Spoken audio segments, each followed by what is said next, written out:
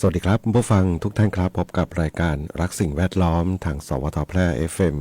91เมกะเฮิรตซ์ครับวันพฤหัสบดีที่22มกราคม2569อยู่กับผมแสวงปอเพชรเป็นผู้ดำเนินรายการครับเริ่มต้นกันในช่วงเช้าๆของการทำงานครับอากาศที่ยังพอเย็นนะเย็นสบายๆนะช่วงกลางวันบ่ายนี่เริ่มร้อนแล้วนะนะประมาณสัก30องศาเซนเซียสนะช่วงเย็นช่วงบ่ายนะครับนะแต่ว่ากลางคืนนะกลางคืนยังพอได้หนาวแล้วก็ต้องใช้ผ้าห่มใช้เครื่องนุ่งห่มกันหนาวในระดับหนึ่งเนาะอากาศเย็นอากาศเปลี่ยนแปลงนะกลางคืนหนาวกลางวันร้อนเนี่ยนะอาจจะทำให้เจ็บไข้ได้ป่วยกันได้นะครับนะดูง่ายๆเลยตามคลินิกหมอที่รักษาโรคทั่วไปรักษาโรคเด็กนะเด็กเนี่ยเต็มไปหมด เป็นไข้เป็นหวัดนะไม่ต้องห่วงนะเด็กๆเนี่ยเนาะเพราะว่าร่างกายกำลังจะสร้างภูมิคุ้มกันนะครับเนี่ยยังยังไม่ค่อยได้สัมผัสเชื้อโรคต่าง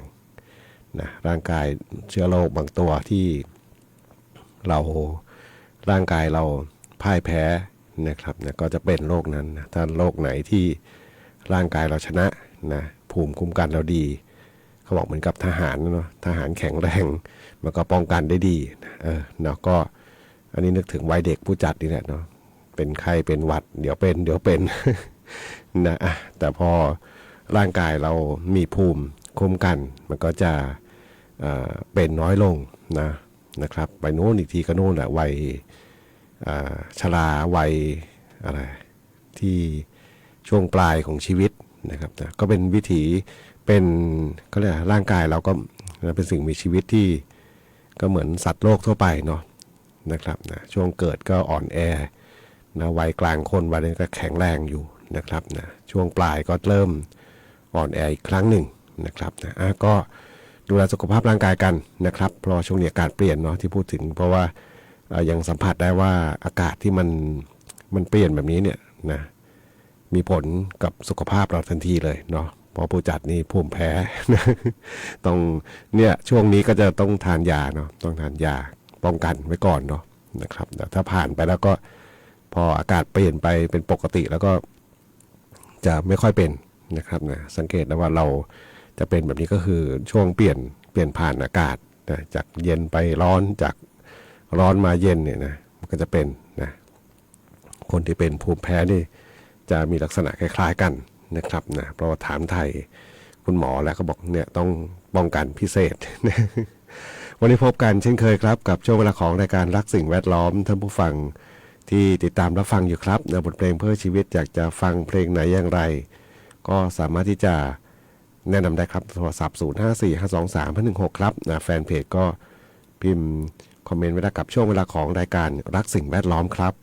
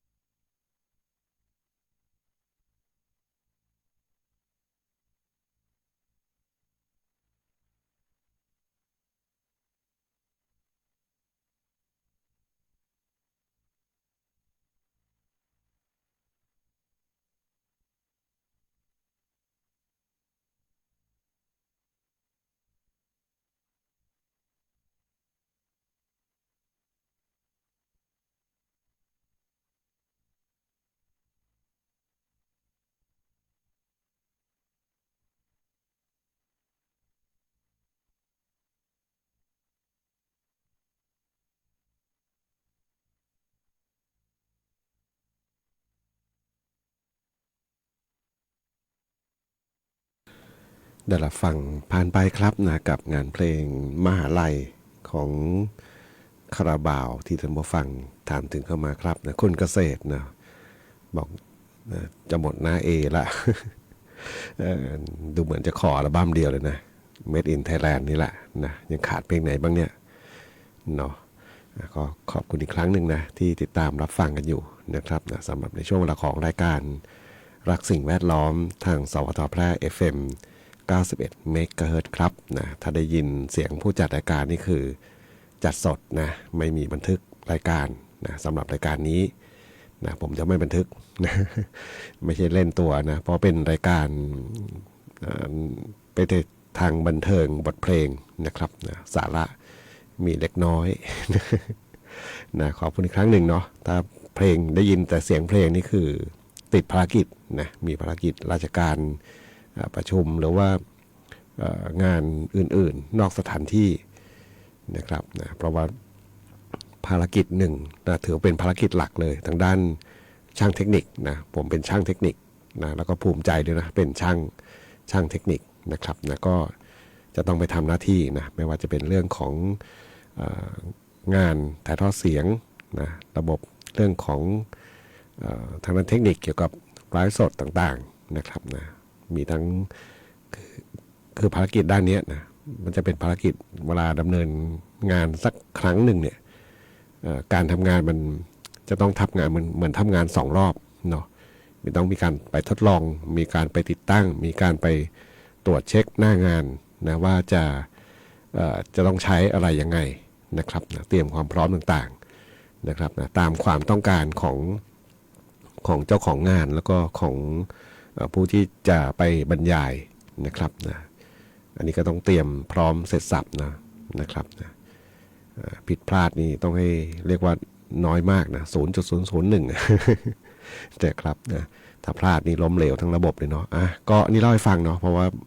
หลายๆครั้งที่หายหน้าหายตาไปแล้วก็ท่านผู้ฟังก็มักจะถามไถ่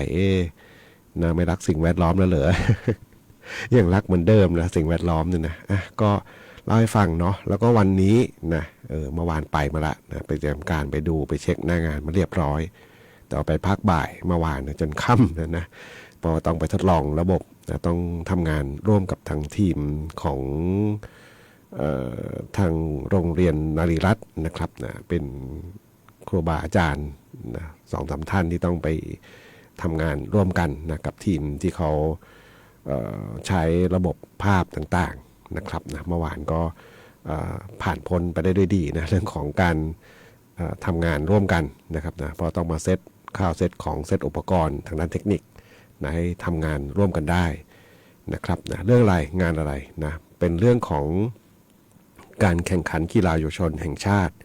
กีฬาเยาวชนแห่งชาติรอบคัดเลือกภาค 5 ครั้งที่ 41 นะครับนะซึ่งจังหวัดแพร่เป็นเจ้าภาพในการจัดงานในครั้งนี้นะครับนะที่จริงกีฬาเนี่ยก็แข่งกันมาหลายวันนะทั้งซ้อมทั้งแข่งกันไปบ้างแล้วนะครับแต่ว่าการจัดงานอย่างเป็นทางการที่จะมีพิธีเปิดมีขบวนนักกีฬามีการแสดงต่างๆเนี่ยจะเริ่มวันนี้นะครับนะตั้งแต่ราวๆสัก16 นาฬิกาแล้วกันเนาะนะก็ประมาณนั้นแหละเนาะตามเตรียมความพร้อมต่างๆนะครับตามกำหนดการก็คือ17 นาฬิกานะเปิดงานนะครับนะวันนี้นะที่สนามกีฬาองค์การบริหารส่วนจังหวัดแพร่นะครับนะก็อย่าลืมเนาะไปชมไปเชียร์นะนักกีฬาเยาวชนแห่งชาติภาค 5มีทั้งหมดเท่าไหร่เนี่ย15 จังหวัดนะที่เข้ามาแข่งขันนะครับ15 จังหวัดรวมเจ้าภาพคือเราด้วยนะครับนะมีจังหวัดไหนบ้างนะมีกำแพงเพชรเชียงรายเชียงใหม่ตากน่านพะเยาพิจิตรพิษณุโลกเพชรบูรณ์แม่ฮ่องสอนลำปางลำพูนอุตรดิตถ์สุโขทัยแล้วก็แพร่นะซึ่งเป็นเจ้าภาพรวมแล้ว15 จังหวัดนะที่จะมาแข่งขันในครั้งนี้นะตามข้อมูลนี่บอกว่าเจ้าที่รวมทั้งนักกีฬาเนี่ยนะสถิตินะที่ครั้งที่ผ่านมาก็คือที่ลำปางนะครั้งที่40ที่ลำปางเนี่ยเขามีคนเข้ามาร่วมงานทั้งเจ้าที่เข้ามา14 จังหวัดเนี่ยประมาณ8,000 กว่าคนนะ8,500นะ อันนี้เขาบอกยังไม่รวมผู้ติดตามนะนี่ข้อมูลเก่านะเป็นข้อมูลที่เขารวบรวมไว้สถิติไว้ของจังหวัดลำปางนะเอาจังหวัดแพร่อย่าให้น้อยหน้าเนาะก็ต้องมีคนเข้าไปร่วมงานแล้วก็เขาเรียกนะเป็นส่วนทีมผู้ติดตามต่างๆของนักกีฬาเนี่ยเขาจะมาของเขาอยู่แล้วเนาะนะครับก็เยอะแหละเนาะเพราะว่าเคยไปทำงานลักษณะรูปแบบนี้นะครับคนจะคึกคักนะเต็มไปหมดแหละเนาะก็ฝากท่านผู้ฟังเนาะใครที่มีเวลาช่วงบ่ายวันนี้ก็เข้าไปรวมชมพิธีเปิดการแข่งขันกีฬาเยาวชนแห่งชาติรอบคัดเลือกภาค 5 ครั้งที่ 41 เมืองแพร่เกมนะที่สนามกีฬาองค์การบริหารส่วนจังหวัดแพร่กันครับส่วนทีมสวทแพร่ไปไลฟ์สดนะใครที่อยู่ไกลอยู่ทางบ้านก็ติดตามผ่านทางแฟนเพจของสวทแพร่เราได้นะครับนะก็จะถ่ายทอดบรรยากาศต่างๆเอาเรียกว่าจะพยายามเก็บให้ทุกมุมเนาะมาฝากท่านผู้ฟังไปฟังเพลงกันต่อครับกับช่วงเวลาของรายการรักสิ่งแวดล้อมทางสวทแพร่ FM 91 เมกะเฮิรตซ์ครับ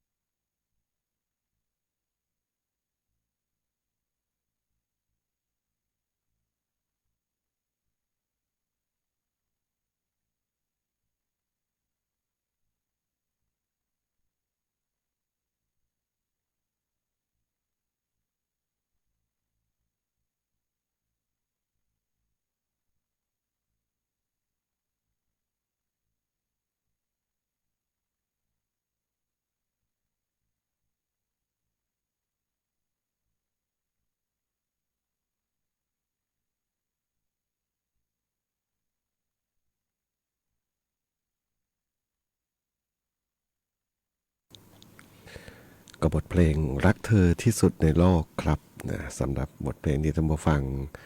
ทางพี่ชัยนะถามถึงเข้ามาหนุ่มสกลนะเพลงนี้ขอบคุณผู้ฟังที่ติดตามรับฟังรายการรักสิ่งแวดล้อมทางสวทแพร่ FM 91 เมกะเฮิรตซ์ครับนะก็ติดตามรับฟังได้ทุกวันจันทร์จนถึงวันศุกร์ครับหลังจากรับฟังข่าว 9 นาฬิกาถึงเวลา 10 นาฬิกานะครับยังคงมีเพลงเพื่อชีวิตเปิดให้กับท่านผู้ฟังรับฟังกันเป็นความสุขกันในช่วงเช้าๆของการทำงานครับนะช่วงนี้หลายคนก็ยังพอเรียกได้ว่าการทำงานต่างๆนะยังอยู่บนสภาพอากาศที่ยังดีค่อนข้างดีนะครับนะถึงจะเริ่มมีปัญหาฝุ่นละอองบ้างนะเริ่มมีบ้างแล้วนะช่วงนี้นี่ถ้าดูภาพรวมนะทั้งเว็บไซต์ Air for Thai นะครับนะเรื่องของฝุ่นละอองต่างๆก็เริ่มที่จะมีเพิ่มขึ้นนะครับนะแล้วก็ทางจังหวัดแพร่เองนะครับนะโดยท่านผู้ว่าราชการจังหวัดแพร่นะครับนะคุณสมชัยเลิศประสิทธิพันธ์นะครับนะผู้ว่าราชการจังหวัดแพร่ก็เห็นอินโฟกราฟิกละนะซึ่งทางจังหวัดแพร่เองก็บอกคุมเข้มนะปีนี้69นี่นะเรื่องของวิกฤตหมอกควันห้ามเผาเด็ดขาดทุกพื้นที่นะ15 กุมภาถึง 30 เมษายนนะครับนะที่จริงผมไม่ค่อยอยากประกาศเลยกำหนดวันเนี่ยมันเหมือนอะไรบางอย่างนะลองสังเกตดู นะ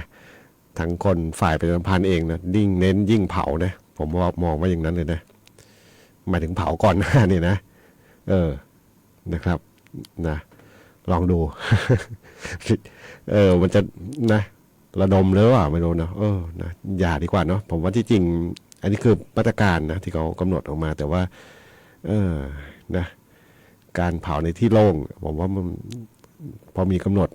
ขอบเขตขึ้นมากำหนดวันขึ้นมาทีไรเนี่ยมันมักจะมีอย่างเงี้ยนะก็อย่าไปเผาดีกว่าเนาะไม่ว่าจะก่อนหน้าหรือว่าหลังนะครับอันไหนถ่ายกลบได้ถ่ายกลบเนาะโดยเฉพาะพื้นที่ที่เป็นใกล้ที่ชุ่มน้ำต่างๆก็ถ่ายกลบเถอะเนาะถ้าจะเป็นต้องปลูกนะอย่าไปเผาเลยเนาะเพราะมันเป็นมลพิษบางทีมันไม่ได้เป็นตรงเรานะมันลมพัดแล้วก็ไปเป็นที่อื่นนะผมสังเกตได้จากอะไรนะเมืองแพร่เป็นเมืองที่เป็นลักษณะแอ่งนะแอ่งกระทะนะแล้วก็การเผาในพื้นที่รอบนอกเนี่ยมันก็จะไหลลงมาควันจะไหลลงมาในเขตเมืองนี่แหละนะไม่ได้ไปไหนเลยนะช่วงเช้าก็จากทางเหนือล่องมาทางใต้ช่วงเย็นก็จากใต้ขึ้นเหนือนะลองดูเถอะนะเพราะผมปั่นจักรยานรอบนอกเมืองเนี่ยนะจะเห็นเลยแหละว่าควันที่เกิดจากการเผาเนี่ยมันเหมือนสุมเข้ามาในเมืองเลยนะดูได้จากไหนได้บ้างเนาะเอาที่ชัดเจนสุดก็คือทางวัดพระธาตุช่อแฮเนาะผมเคยไปถ่ายทอดสดเนาะแล้วพอมีการเผาอยู่บนดอยทางหลังออกไปนะ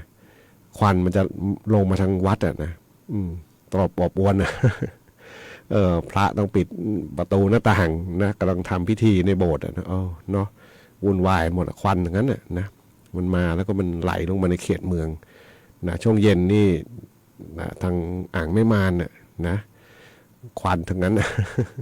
เอาเป็นว่าช่วยกันได้ทุกที่เนาะนะครับถ้าเราร่วมมือกันเนาะแต่ว่าขอบเขตที่เขากำหนดไว้เนี่ยก็เพื่อที่จะมีความชัดเจนนะว่าเอาแล้วนะเขาจะจัดการจริงจังแล้วเนาะก็ช่วยกันเนาะเพื่อให้อากาศที่เราหายใจมันสะอาดนะครับนะทุกคนหายใจนะคนมีชีวิตเนี่ยเนาะนะครับนะอย่าไปเผาเลยดีกว่าเนาะนะครับก็นะแจ้งให้ทราบกันแล้วก็ขอบคุณอีกครั้งหนึ่งนะอีกเรื่องหนึ่งเนาะเพราะว่าเมื่อวานนะเรื่องของการเลือกตั้งสสนะแล้วก็การทำประชามติ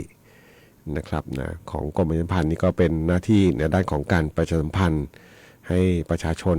ได้ทราบนะการเลือกตั้งที่จะมีขึ้นนะครับนะแล้วก็การไปออกเสียงประชามตินะครับนะซึ่งก็ทำวันเดียวกันเนี่ยวันอาทิตย์ที่8 กุมภาพันธ์นะ8 นาฬิกาถึง 17 นาฬิกา นะครับนะการเลือกตั้งสมาชิกสภาผู้แทนราษฎรนะครับแล้วก็การออกเสียงประชามตินะผมเชื่อว่าการเลือกตั้งสสเนี่ยนะหลายคนคุ้นเคยแล้วนะจะมีก็คนที่ยังไม่คุ้นก็คือคนที่มีสิทธิ์เลือกใหม่ๆนะซึ่งครบเกณฑ์แล้วก็มีสิทธิ์เลือกใหม่ๆที่อาจจะยังไม่คุ้นเนาะแต่ว่าคนที่เคยไปเลือกมาแล้วนะในอดีตที่ผ่านมาก็น่าจะคุ้นเคยกันนะเพราะว่ารูปแบบต่างๆก็ไม่ได้ต่างไปจากเดิมนะครับ